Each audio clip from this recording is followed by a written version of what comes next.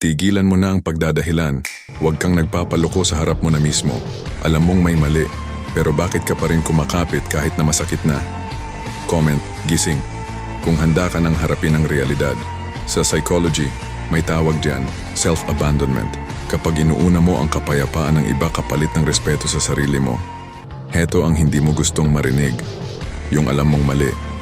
Pero tinitiis mo pa. Nasasaktan ka dahil paulit-ulit mong binibigyan ng access ang maling tao. Hindi ka tanga, pero nagiging bulag ka.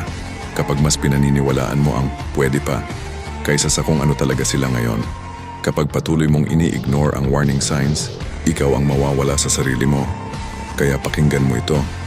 Hindi mo hawak ang pagbabago nila, pero hawak mo kung sino ang pinapayagan mong manatili. Hindi pagmamahal ang dahilan kung bakit ka nandyan. Takot iyon sa pagbitaw. Tandaan mo, may utak ka, may intuition ka. Hindi ka mahina, pinili mo lang magtiis noon. Ngayon, piliin mo na ang sarili mo. At huwag nang bumalik sa lugar kung saan kailangan mong magmakaawa para pahalagahan. Gusto mo pa ng ganitong psychological wake-up? Mag-follow ka na. Hindi na tayo babalik sa pagiging bulag sa katotohanan.